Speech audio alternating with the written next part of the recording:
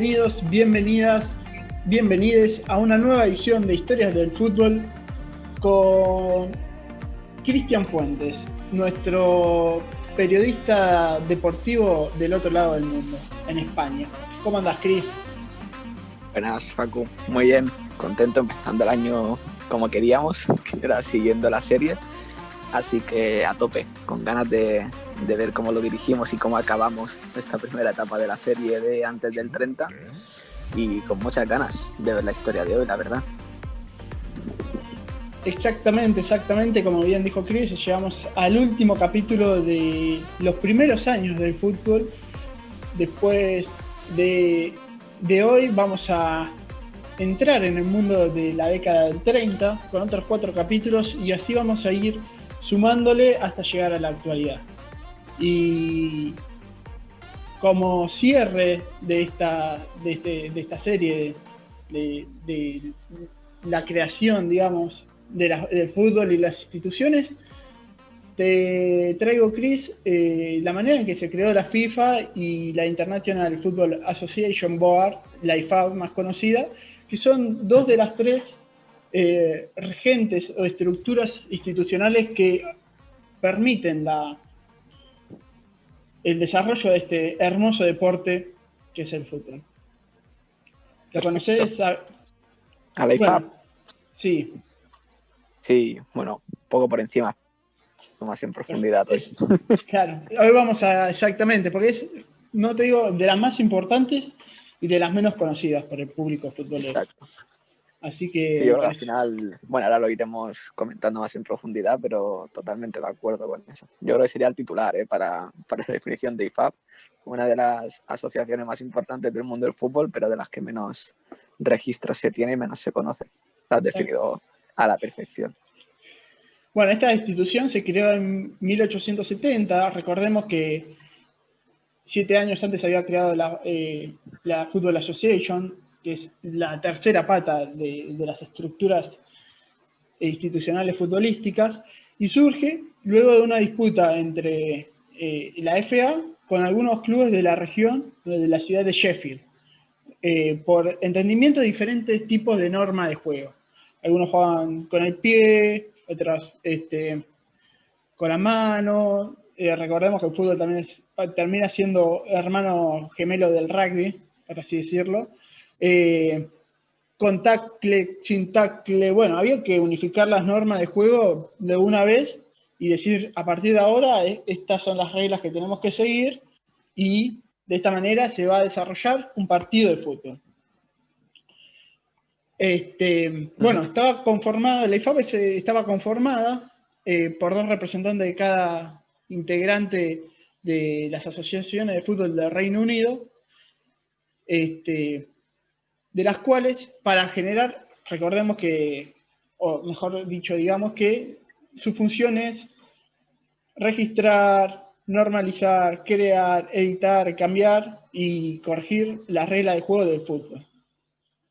Por eso decimos que de las más importantes y de las poco conocidas. Exacto. Que al final sin la IFAB no podríamos describir el fútbol o conocerlo como lo conocemos, que al final son los que rigen todas las reglas y por lo tanto se puede jugar al deporte gracias en parte a ellos. Exactamente. Y en todos lados de la misma manera. Imagínense un fútbol distinto en Oriente, un fútbol acá en Sudamérica, un fútbol distinto en Europa, en África. ¿Cómo hacemos una Copa del Mundo? Exacto. Si no jugamos todos con las mismas reglas, ¿quién pone el árbitro también, no? Claro. Bueno, para estas cuatro instituciones, que son la FA de Gales, la de Inglaterra, la de Escocia y la de Irlanda, necesitaban para generar, crear o cambiar las reglas, tener 3/4 de aprobación, que esto significaba 6 de los 8 votantes, 2 por cada país, deberían aprobar este nuevo cambio o estas nuevas creaciones de reglas. Y a lo largo de la historia, el fútbol fue incorporando diferentes tipos que hoy de reglamentaciones, que hoy uno dice, uno hoy piensa y cree que surgió directamente con el fútbol mismo, digamos. Eran innatas al deporte desde el comienzo, pero no. Así que, si querés, Cris, te voy a repasar algunas incorporaciones del reglamento, algunas reglas nuevas y los años. Como por ejemplo, en 1869 se incorporó el saque de portería, el saque de arco. En 1872, el tiro de esquina. Imagínate, antes iba afuera y, bueno, saque de arco. En 1879, la utilización del silbato del referee, que por aquel entonces se encontraba por afuera del campo. Sí. Hasta que Era como un juez de línea, digamos. Estaba siempre a pie de campo, pero fuera del terreno de juego. Exactamente. Y por lo general había dos, un representante de cada equipo. Sí. Como para llegar a unas conclusiones bastante equitativas, digamos, a la hora de tomar decisiones. Haya conflicto. Yo no me imagino habrá un Barça-Madrid con un árbitro de cada lado. Yo creo que el partido no acabaría nunca. Y tienen que ponerse de acuerdo. Pero bueno, en la época funcionaba así. Y sería hermoso igual. Sí. Las negociaciones. Bueno, te saco un lateral para vos, pero a mí cobramos un tiro de esquina. Y recién en 1891, a pedido de la Federación Irlandesa, que propuso que haya árbitros dentro del campo de juego, se aprobó el lanzamiento de penal. Sí. Ahí es cuando el árbitro empieza a ser la figura central del juego en sí. Si uno agarra el reglamento y lo lee, obviamente está basado en la figura del árbitro y que quién tiene las mayores condiciones, preparaciones, es la figura más importante del juego. Después, bueno, se fue espectacularizando el deporte y ahora lo son los jugadores, los entrenadores, pero el reglamento, o para el reglamento, la figura esencial es el árbitro. Sin árbitro no hay partido, no hay encuentro, no hay fútbol. Por eso hoy también la figura del VAR es bastante criticada por los espectadores, porque el único que tiene la autorización de utilizarla es el árbitro, y es quien decide cuándo usarla y cuándo no, y los que están también en las cámaras analizando el video son árbitros. Sí. Esto, bueno, obviamente va a traer muchas controversias. A partir del lanzamiento del penalti, o del penal, aprobado en 1891, hace poquito más de 100 años, el árbitro empezó a estar adentro del campo de juego porque necesitaban a alguien que tome la decisión y que vea bien si fue falta o no. Y es cuando el árbitro empieza a estar en el campo y a transformarse en figura esencial. Ahora bien, así fue el fútbol durante 30 años, de 1870, y fueron pasando este tipo de transformaciones hasta conocer el fútbol hoy en día. Vean que hasta ese entonces el offside no se cobraba, no existía, o sea, unas reglamentaciones de las más nuevas, entre comillas. Pero, ¿qué pasaba? Regían, o los que tomaban esta determinación se encontraban en una sola parte del mundo, en un rinconcito chiquito en Reino Unido, una islita de Europa, una isla de Europa bastante importante. Pero paralelamente, en Europa este deporte se fue expandiendo y fue tomando impulso, fue tomando importancia, fue siendo apropiado por diferentes países. Esta práctica se volvió bastante popular y empezaron a buscar una institución que rija las normas, que regule la actividad, las competencias, que marque institucionalmente a todo el deporte en todas las partes del mundo. Sí. Y así fue como siete países fundaron la FIFA en Francia, en París. Francia fue uno, Bélgica otra, Dinamarca, España, Países Bajos, Suecia y Suiza. Si hacemos un análisis de estos países una vista gorda, podemos ver que, bueno, poco nos trajiste vos el primer capítulo, Chris, esto de la definición de Bélgica en las finales de los Juegos Olímpicos, Dinamarca también peleando cosas importantes, Suecia, Suiza. Sí, que eran países que daban a entender que van a ser importantes, así que no sorprende que estuvieran ahí, ubicados. Exacto. Bueno, bien, sí. Y surgieron como oposición de la Football Association, ya que esta federación, ¿qué pasaba? Decían que ellos se consideraban los creadores del deporte y no podían permitir que haya otra competencia como institución reguladora de las normas. Entonces empezó la oposición entre la Football Association y la FIFA. Sí. Y la FIFA fue fundada, no sé si ya lo habíamos mencionado, pero el 21 de mayo de 1904. Por ahí, ¿te acordás la calle, Chris? Me dijeron que estuviste paseando por ahí, está, ¿no? Sí, exacto, en París está, en Rue Saint-Honoré, que en realidad Rue Saint-Honoré es una calle bastante importante en París, y la gente que haya podido ir lo sabrá, que cruza prácticamente toda la ciudad. Y creo que era a la altura del 200, esto ya es muy atrevimiento mío, pero creo que era el 229, una cosa así, el número exacto. Perfecto. Lástima que no es una pregunta. Si podéis ir allí alguna vez, cuidado porque es interesante, hay como una pequeña caseta con una placa y tal. Yo desconozco si se pueden hacer visitas, creo que no hay visitas ni nada por el estilo, pero cuando fui al menos estaba cerrado.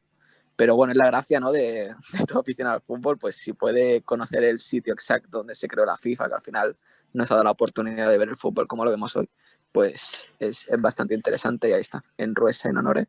Así que para todo aquel que vaya a ir a París, opinión propia es que se pase por ahí a conocerlo. No va a ser una calle difícil, la 229, la Saint-Honoré, porque es, como bien dijiste, Chris, es una de las calles principales de París, donde se encuentran varios museos, varias instituciones importantes y donde sucedieron varios hechos históricos, sobre todo de la Revolución Francesa. Así que, y ahí, bueno, en ese lugar se encontraba la Asociación Atlética de Deportes Atléticos de Francia, y es donde se juntaron los representantes de estos 7 países que mencionamos para que haya una institución que regule lo que estaba pasando por fuera del Reino Unido, porque recordemos que la Football Association regulaba el fútbol británico. Sí. Entonces surgió un recelo de parte de los británicos que de por sí duró poco. Ya que, bueno, si bien el primer presidente de la FIFA, que fue justamente el francés Robert Guérin, intentó organizar un primer torneo internacional, que era uno de sus fines de creación, empezar a organizar torneos mundiales entre diferentes equipos, diferentes países de distintos países, de diferentes lugares. El primero que quiso organizar no tuvo suficiente éxito en Suiza en 1906 por, más que nada, problemas económicos que provocaron su destitución. Así que ese mismo año, nada más y nada menos que un ex directivo de la Football Association, Daniel Wohlfahrt, fue designado como nuevo presidente de la FIFA. Esto generó que se empiece a ver de otra manera y que la FA se asociara con la Federación Internacional de Fútbol el mismo año.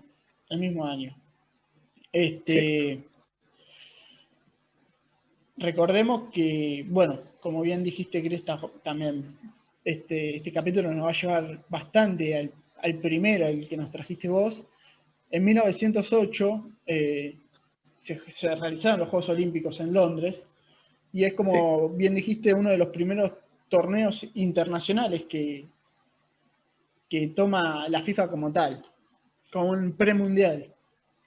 Sí. Pues se tomó así, al final yo creo que fue un poco el conejillo de Indias, ¿no? Para ver hasta dónde podía llegar el fútbol, que tampoco se consideraba un deporte importante por la época. Y yo creo que al final, por el éxito que hubo en Londres, es cuando se hicieron dar más pasos. De hecho, fue el año siguiente donde entra en la FIFA el primer país fuera de Europa, ¿no? Porque fue Sudáfrica en 1909, o sea, solo un año después. Exactamente. Yo creo que fue un poco un punto de inflexión aquello. Sí, sin duda, porque a partir de ahí se sumó Argentina en 1912, Canadá y Chile en 1913 y hasta Estados Unidos en 1914, que empezó a regular su competencia con normas FIFA en 1993, previo a la Copa del Mundo, que es cuando se funda la Major League Soccer. Sin embargo, la FIFA tardó en formar parte de la International Football Board. Fue recién en 1913 que empezó a tener el mismo peso que las diferentes instituciones británicas. Si bien es clave el factor de votación, la estructura para determinar el quórum para que se realicen cambios sigue siendo lo mismo, y la cantidad de votos también fue la misma. Lo que sucedió fue un cambio radical en las estructuras internas, porque ahora la FIFA, como Federación Internacional asociada a la Football Association, la cual se termina asociando a esta institución, obtuvo la misma cantidad de votos que cada una de las federaciones. Si bien antes las federaciones tenían dos, ahora pasaron a tener una cada una, de las cuatro, una cada una, los que representan 4 votos, y la FIFA pasó a tener el otro 50% de los votos. Claro. Y ahora todos los años que se juntan estos representantes de FIFA y de las federaciones británicas para analizar y tomar determinaciones de cómo o qué manera se puede hacer el juego más atractivo, con menos debates, sin perder la esencia, ¿no? Claramente. Y es de esta manera en que cómo arreglamos el tema de las manos, cuándo cobramos manos. Últimamente, antes no era muy común, pero estos últimos años, todos los años aparece una nueva regla para hacer un fútbol más dinámico. Siempre una regla nueva surge. Bueno, ahora de las últimas, el último análisis que hizo la última reunión de la IFAB, recordemos que se cobra la mano del hombro para abajo, o mitad del hombro para abajo, de mitad del brazo para abajo.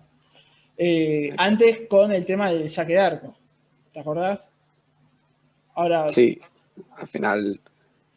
O sea, los cambios se van a... Que por cierto, la IFAB, por si alguien no lo sabe, primero que se reúne 2 veces por año, si no me equivoco, eran 2 veces al año las reuniones que hacen en la IFAB. Y luego a través de su página web, si la gente que quiera entrar en la página web de la IFAB, tiene ahí los documentos, digamos, de las conclusiones que se sacan después de cada reunión, con todos los cambios aplicados. Y ya ahí sientas en la web, lo puedes ver desde el inicio. O sea, hay documentos desde 1886 hasta 2020. Y están todos en formato PDF, tú te los descargas y puedes ver cada cambio que se ha hecho en cada reunión de cada año. Y es bastante interesante por si alguien le quiere echar un vistazo. Exactamente. Así que ya saben, entrar a la página del IFAB para poder aprender o analizar o conocer con más detenimientos cada uno de estos cambios que van surgiendo año tras año.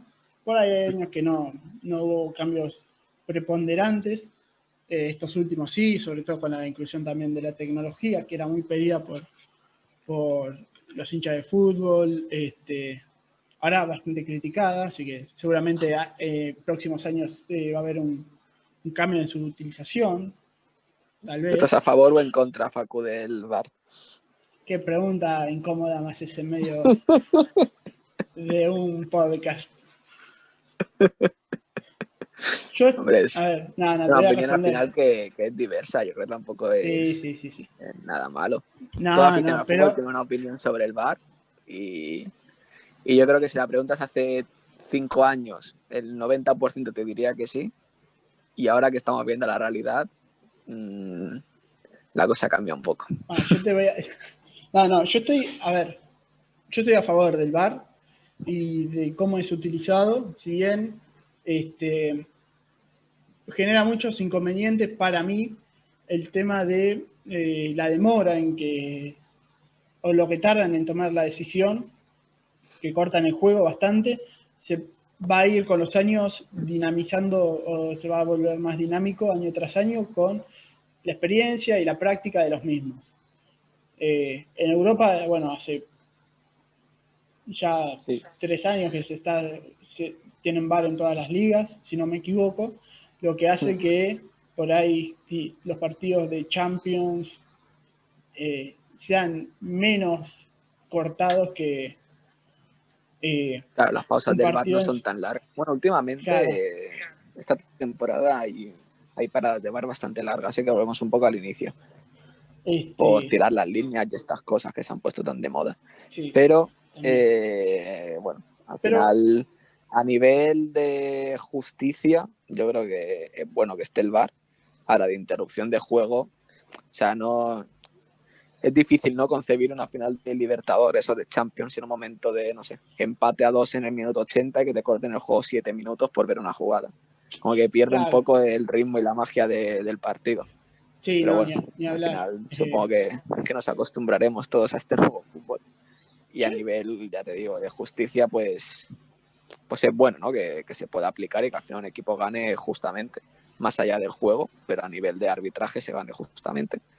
Y que no dé tanto que hablar o haya tantas victorias injustas como hemos visto a lo largo de la historia. Yo creo que por ese lado sí, está bien, sí, pero sí. se tiene que aprender a usarlo de una forma más adecuada.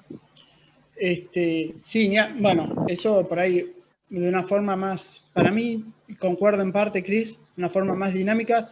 Me parece Sí, bien que los árbitros sean los que tomen la decisión de cuándo utilizar el VAR y cuándo no. Y que por ahí lo que se busca es esto, ¿no? Dinamizarlo un poco más. sí, o sea, yo creo que al final el árbitro durante el partido, si ve una jugada polémica o algo que requiere interrupción del VAR, él primero toma su decisión, pero es luego quien está en la sala del VAR, los árbitros que están en la sala del VAR, quienes deciden si oye, puede que te hayas equivocado en esa decisión, ves a mirarlo. Sí, Entonces, yo obvio. creo que al final todo depende de los que están en la sala y lo que le digan al árbitro, que también el árbitro puede tener una idea preconcebida en directo errónea que luego en el VAR no le presten atención y el juego siga. Y van a seguir habiendo polémicas en este caso. Y Pero al final yo creo que quien tiene la palabra clave son quienes están revisando las pantallas en la sala.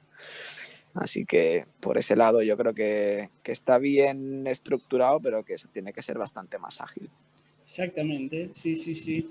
Y lo que pasa, bueno, acá en Sudamérica es que todavía no hay una liga en la que el VAR se utilice para todos los partidos o fecha por fecha, digamos. Entonces eso que hace que los árbitros sudamericanos, solo en torneos internacionales como la Copa Libertadores,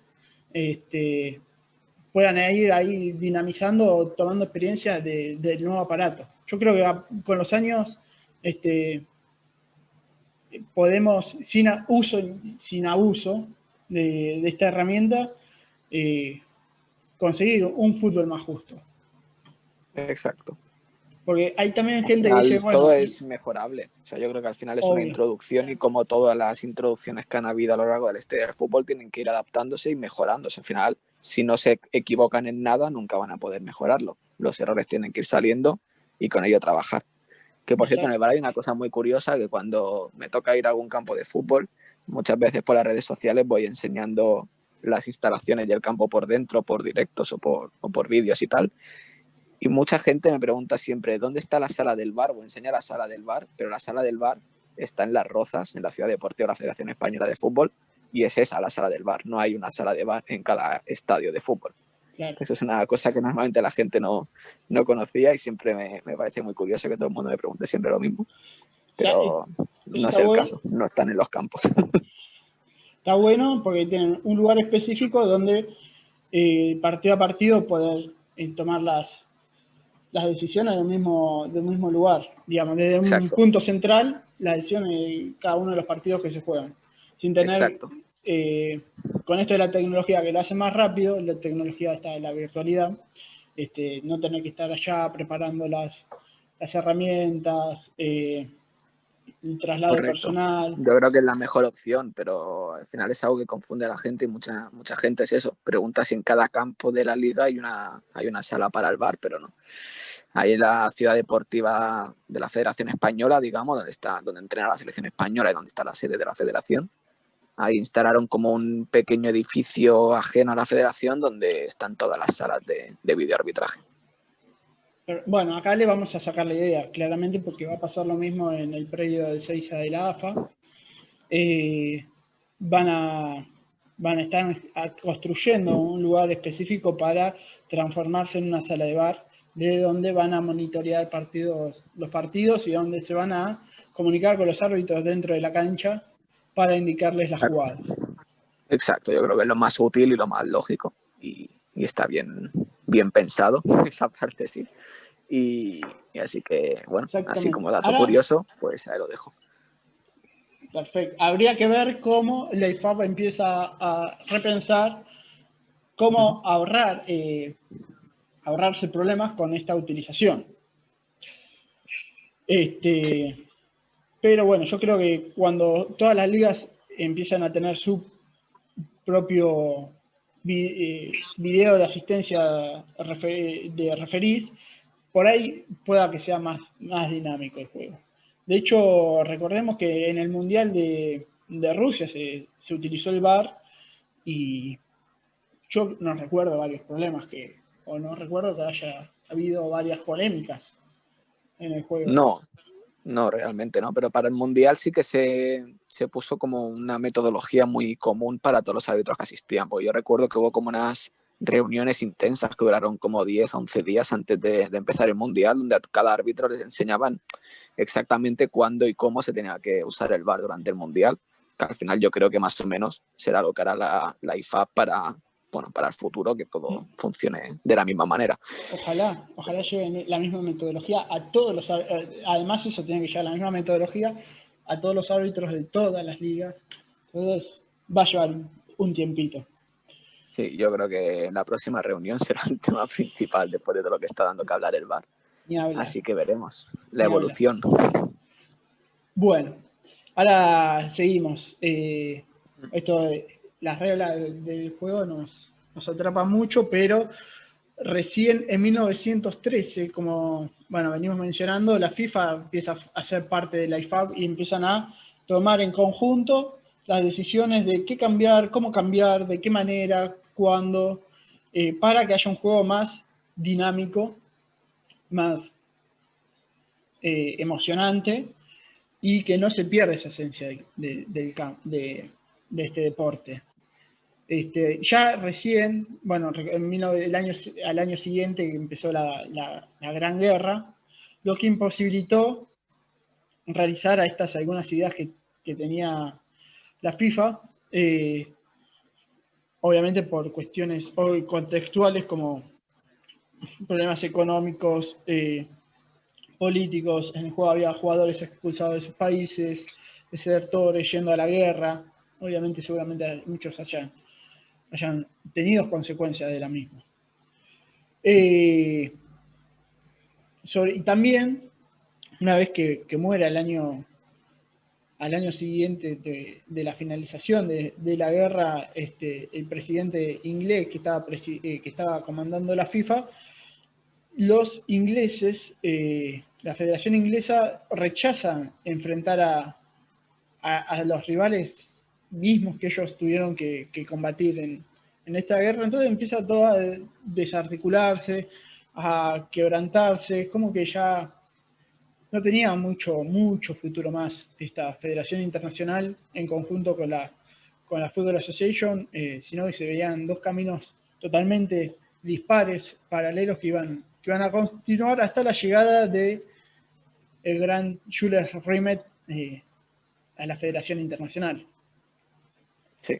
Que fue en 1921, pero empezó, como, bueno, mencionaste, Chris, en el capítulo 1, y no voy a cansar de decirlo, así que todos, si quieren saber qué pasó en el capítulo 1 de Historia del Fútbol, entren al Spotify y van a escuchar a Cristian con su esplendente relato de los primeros torneos que fueron organizados por la FIFA y fueron tomados los primeros torneos internacionales. Jules Rimet organiza los Juegos Olímpicos del 24 y del 28, que casualmente, bueno, gana Uruguay, pero modo anecdótico. No por eso fue que en 1930, y con los éxitos que tuvo estos Juegos Olímpicos, junto al de Londres, el del 24 y el del 28, dicen, ¿por qué no? Se pregunta Rimet, ¿por qué no crear una competencia mundial entre federaciones y selecciones de fútbol, aparte de los Juegos Olímpicos? Sí. Y así fue como en 1930, para ir cerrando, después vamos a ir entrando más en estas décadas, en los próximos capítulos, le dan el primer mundial, la primera organización a Uruguay. Por cierto, el congreso de cómo se iba a organizar esa primera Copa del Mundo, tengo que decir a favor de mi ciudad, que fue en Barcelona. Hubo un primero en Ámsterdam, claro, para acordar que se iba a hacer un campeonato mundial, y luego el congreso siguiente, donde se acabó de planear todo, fue aquí en Barcelona. O sea, lo tenían bastante en la mira esta decisión, este nuevo juego, este nuevo torneo que iban a implementar, y con bastantes inconvenientes, sobre todo por la cantidad de equipos europeos que muchos se han bajado en medio del camino. Se cree que realizaron un boicot por haber elegido un país sudamericano, si bien alegaban no tener el poder económico o la cantidad suficiente de dinero como para mandar una delegación, también es cierto que rechazaron la invitación de Uruguay de hacerse cargo con el costo de lo que valía viajar desde Europa hasta la República Oriental, acá en Sudamérica.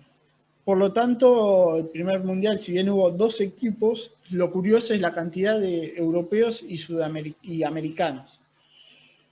Sí. Por un lado hubo 4 europeos, donde se encuentran Bélgica, Francia, Rumania y Yugoslavia, y 8 equipos americanos, entre ellos Argentina, Chile, Perú, Bolivia, Paraguay, Uruguay, Brasil y Estados Unidos.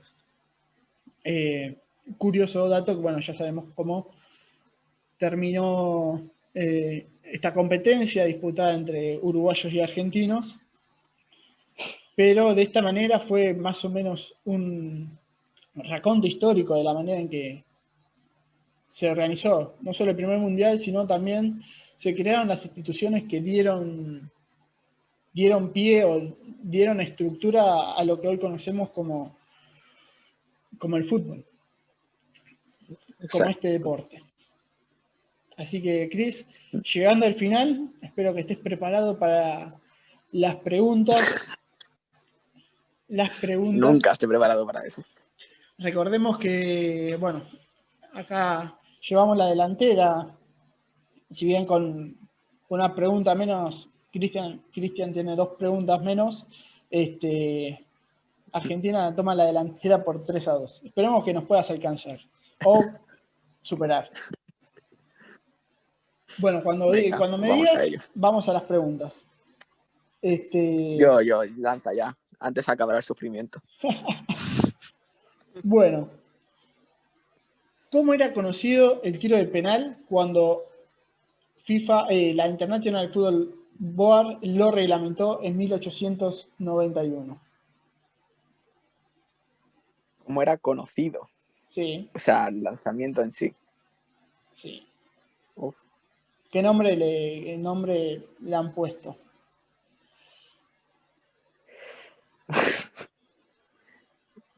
Pues no sé, te diré. O sea, antes de la palabra penalti como tal. Claro. ¿Era o más conocido penalti o era más conocido por este otro nombre? Estaban a 9 metros 15 de distancia, sin barrera, un tiro directo al arquero, al arco. Pues yo lo he escuchado como penalidad alguna vez, pero voy a lanzarme por ahí. No va a ser ni de broma, pero por decir alguna. Penalidad. Sí. No fue la respuesta correcta, Chris. Era más conocido, bueno, fue difícil, pero era más conocido como el disparo de la muerte. El disparo de la muerte. El disparo de la muerte.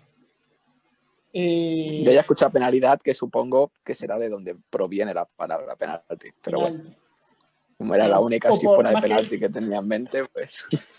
Claro, más que nada por la falta, digamos. Por la infracción en esa... o las consecuencias de una infracción dentro del área. Una penalidad o un disparo, o disparos directo al arco sin barrera, o el disparo de la muerte para los arqueros. Bueno, pues ya tenemos un dato nuevo. Y la segunda pregunta es, ¿por qué eligieron a Uruguay en 1930 para organizar el primer torneo internacional? ¿Por qué motivo fue Uruguay? ¿Por qué motivo fue Uruguay? Si bien venían de ganar 2 medallas olímpicas consecutivas, eran las elecciones más importantes, sí.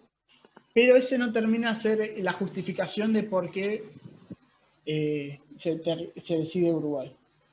Ayudó, pero no lo justificó. A ver, yo creo que al final, un poco en parte por aquello, supongo que algo se tendría en cuenta que ganasen aquellos juegos, pero yo creo que al final en Europa, en la época, pues había una crisis económica importante y los equipos pues no estarían muy de acuerdo, ¿no? en que en plena crisis sus jugadores se marchasen el tiempo que duraba el Mundial. Así que yo tengo entendido que por ahí iba el motivo de hacerse en Sudamérica. Sí, también. Pero habiendo tantos países sudamericanos, justo Uruguay.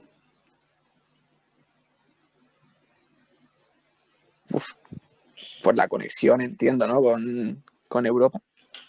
Será más factible ir a Uruguay que a otros países. Te tiro una pista, si querés, podés hacer un comodín, gastar un comodín. Pero fue a ver si esperemos que la puedas adivinar. No sé qué preferís, te tira una pista, te tira opciones. Lo que quieras. Bueno, Opciones, va. Hazme un juego de televisión con varias un juego de opciones. televisión perfecto.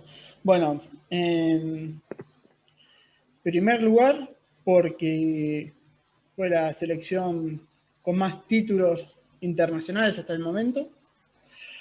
En segundo lugar, porque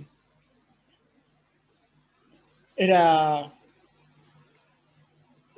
el país donde el juego era de los más vistosos, sobre todo en Europa. En tercer lugar, por la fecha de independencia de Uruguay. O en cuarto lugar, por...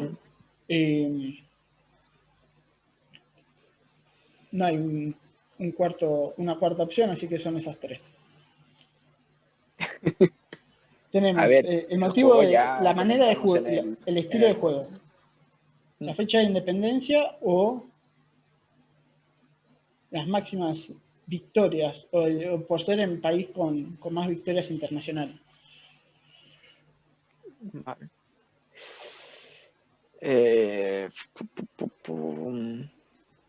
A ver, el juego y las victorias, ya lo hemos comentado un poco, que el juego sorprendió mucho en Europa.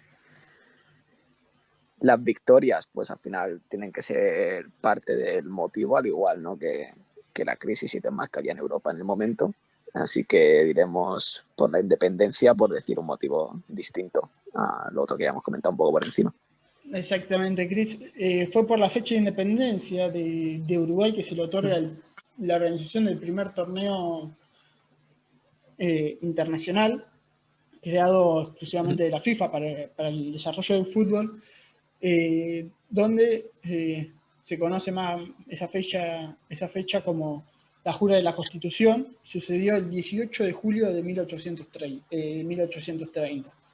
Por eso que 100 años después, la FIFA, además de, si bien son motivos de darle la organización del primer primer torneo, haber ganado, ser la selección con más torneos ganados y con tener un estilo atractivo, sobre todo para los europeos y para la FIFA por entonces, fue la fecha de independencia que lo que le terminó de dar, o el motivo que se justificó el otorgarle la organización. Buen motivo, como celebración. Que al final lo de la crisis económica que se vivía en Europa justifica un poco más que los equipos europeos no pudiesen viajar a Uruguay y que no pudiesen organizar el torneo, ¿no? Claro, pero sí. Bueno. Sí, sin embargo, Uruguay indica que los invitó y se iba a hacer cargo con los gastos que estos iban a tener, pero bueno, tampoco lo aceptaron. Vaya a saber. Así que bueno, vamos terminando el último capítulo de la primera serie, el primer bloque de historia del fútbol. ¿Algo más para agregar, Chris? ¿O que quieras agregar? Bueno, por mi parte, que como no, una vez más, interesantísimo todo lo que nos traes, que es un placer escucharte hablar de fútbol, que al final es por lo que estamos aquí, lo que nos gusta. Y contento de haber acabado esta primera fase, ¿no? Porque al final, a medida que va pasando el tiempo, al principio lo hablábamos como un proyecto así, ¿no? Entre nosotros, y luego a medida que vas haciendo capítulos, pues te van entrando hasta nosotros, que somos los que lo hacemos, nos va entrando curiosidad de ver cómo sigue evolucionando. Así que muy contento y con ganas ya de que sea la semana que viene y volver a hacer otro. Empezar ya otra nueva década. Así que, por mi parte, muy contento y muy agradecido de nuevo. Bueno, Chris, el agradecimiento es mutuo y lo sabés, de haber estado ahí con ganas de generar contenidos y, como bien dijiste, uno va aprendiendo a medida que está investigando y que empieza a contar historias nuevas. Y es importante también que tengamos presente cómo se desarrolló este deporte, sobre todo para hoy en día tener en claro algunas decisiones que se toman o que se podrían tomar, no se toman, o que se toman y hay que cuestionarlas también, ¿no? Claro. Cuestionar siempre vamos a cuestionar algo en el mundo del fútbol.